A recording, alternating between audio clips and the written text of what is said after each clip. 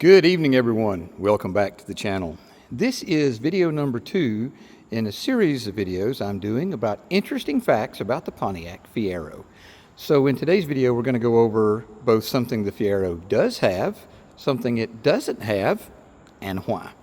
So when we pop the release for the trunk under our dash in the Fiero, you notice that you can just pull the hood up. January the 1st, 1969, a federal law went into effect that mandated a secondary hood latch on passenger cars weighing less than 10,000 pounds, or vehicles weighing less than 10,000 pounds. This applied to vehicles that on the trunk, on a normal trunk, you pull the trunk lever, the hood pops up. You have to put your hand under the trunk lever, move this little lever, and then you can raise the hood.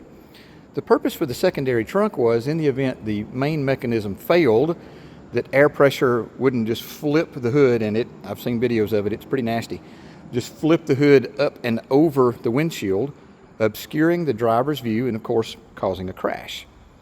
There are very, very few cars that are exempt from that federal regulation, and the Fiero is actually one of them. And the reason for that is how the hood opens. In the Fiero and in some of the Corvette models, the hood opens this way. And because of that, the air pressure would hold the hood down should the latching mechanism right there fail. So there is no danger of obstructed view. It's physically impossible because of the way the hood is designed. So that is one of the interesting things about the Fiero that it doesn't have. So now let's cover something that it does have that a lot of people may not know the purpose of it. On your hood, on both sides, you will see this little receptacle. And you may wonder, okay, what is that? Does it align the hood when it closes? No, because those hinges don't allow the hood to move that much. You'll notice that when the hood closes, that this area here, this large circular area, comes down and fits nicely over this metal stud. And they're on both sides. There's the other one over there. Now, I refer to this component as the guillotine stud, and here's why. The purpose of this particular device, right there, is to turn the hood into a crumple zone as opposed to a guillotine in the event of a frontal impact.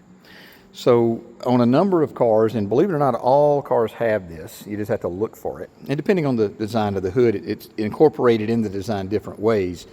It serves the same purpose. So on the Fiero, should you have a massive frontal impact, and you see where it pivots there and there, that would, of course, try to drive the hood rearward right into the passenger compartment. And if the windshield had busted, cracked, flown out, whatever, well, now you have literally a pretty solid guillotine trying to come through the cabin, which could possibly decapitate, or seriously injure the occupants.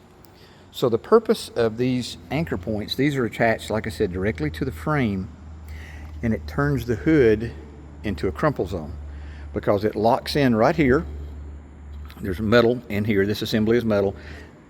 The bolt, the tap of the bolt, hooks here, locks in here, preventing rearward movement of the hood. Therefore, since the rear of the hood is structurally secured by these devices here, it simply crumples. And anytime you are absorbing energy in a crash, the more energy you can absorb, of course, the less energy is transmitted to the occupants. So, and that's fiberglass. Is it a lot of energy? No, I say fiberglass. It's that plasta. Forgive me, the Fiero fanatics that know exactly the scientific name of this plastic. I used to know, I really did, and Hulky would get very upset with me if he knew that I forgot the name of the plastic that they used. But it is a form of plastic. The whole car's plastic, except, of course, the chassis. So would it absorb some energy? Yes, it would. A lot? No, but in a crash, every little bit helps. But basically, and you see on this side, there is the receptacle on this side of the hood. This is the passenger side. Basically, that turns the hood into a crumple zone, and it prevents its rearward movement and entry into the occupied cabin.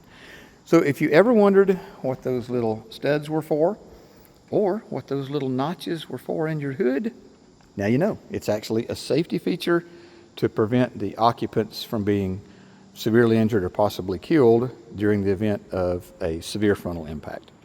If you're new to my channel, welcome to the channel. I hope you enjoy the content. One thing you'll notice about my channel is I don't do the typical chest beating, oh, I just spent $3 million on this or $2 million on that. No, that's not the type of videos that I do. My purpose with this channel is to produce entertaining and educational content for the automotive enthusiast on a number of different cars. I'm going to start with all the cars in the collection and just go over the interesting little obscure facts. You know, in the previous video on the Fiero, we talked about the blowout tab. Well, in this video, we're talking about one of the safety features right there. So if you enjoy the content, if you don't mind, if you would please consider liking, sharing, and subscribing, that would really help me out, being a new small YouTube channel that helps me out with the YouTube algorithm. And like I said, my purpose is to provide educational and entertaining content for the automotive enthusiast. So, as always, thanks for watching, and I hope you have a great day.